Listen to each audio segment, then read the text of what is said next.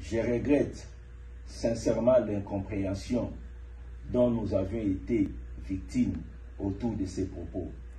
Je regrette et je partage également la douleur de mes compatriotes de l'Est du pays qui souffrent des affres de la guerre, qui souffrent avec des tueries, des viols et des actes de barbarie.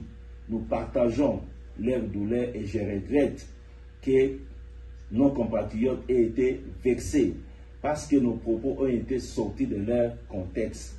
Je le dis toujours, un texte sans contexte est un prétexte. Nous avions été devant les investisseurs à Houston et les investisseurs avaient besoin d'être rassurés. Nous leur avons clairement dit qu'il y a des avancées estimables en République démocratique du Congo en matière de lutte contre la corruption et le détournement des deniers publics. Qu'ils ne devaient pas avoir peur. La République démocratique du Congo est safe. La République démocratique du Congo est un pays fréquentable, en dépit du fait que nous avons un problème réel de l'insécurité à l'Est, particulièrement au nord Kivu, au sud Kivu, et je peux ajouter également le territoire de Rutshuru. Nous avons nos compatriotes qui souffrent à cause des atrocités qui sont créées par les bandes, les groupes armés à Beni, à Butembo, à Bunia et à Rutshuru. Nous partageons leur douleur. Nous sommes Congolais et le Congo est un. Quand ça ne marche pas à Bunia, c'est au Lualaba qu'on ressent les mêmes phénomènes. Quand ça ne marche pas à Beni, c'est à Matadi, c'est au Bandundu, c'est à Kinshasa que nous ressentons les mêmes problèmes. Nous ne pouvons pas donc cracher sur la mémoire des milliers de Congolais qui sont morts à cause de cette barbarie. Mais je regrette profondément que la situation qui s'est passée à Houston soit une simple manipulation. Parce que loin de moi, l'intention de cracher sur la mémoire de mes compatriotes. Je partage profondément ce qui se passe dans mon pays, mais je devais rassurer les investisseurs que notre pays est fréquentable, que cette insécurité est contenue. Le président de la République a accepté que la RDC engage des pourparlers avec les responsables des groupes armés pour mettre fin à cette situation. Dans le même ordre d'idées, le président de la République a décrété l'état de siège dans deux provinces de notre pays, le Nord Kivu et la province de l'Ituri.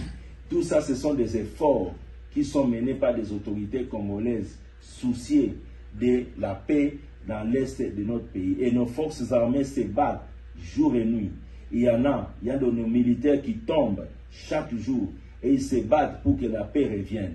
Personne n'a le droit. Alors personne n'a le droit de cracher sur un tel travail qui est en train d'être fait et par le président de la République, par le gouvernement et par nos forces armées. Je n'ai pas ces droits-là. Donc, je partage la douleur de mes compatriotes qui souffrent à l'Est et nous sommes de cœur. Et je leur dis, au travers de vous, qu'il s'agit d'une simple manipulation. La manipulation est là parce que je peux vous dire, avant même que nous arrivions ici, plusieurs des prédateurs inquiétés par la lutte contre la corruption en train de prendre en air des Congo ont prétendu que nous sommes venus aux États-Unis pour chercher des appuis. Je ne sais pas de quels appuis. Moi qui vous parle, retenez que je ne chercherai pas un mandat électif.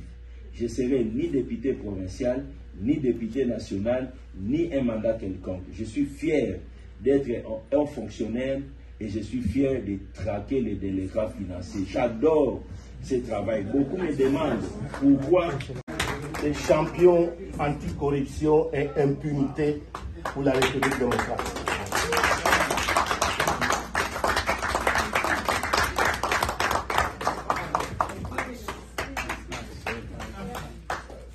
Congratulations, sir.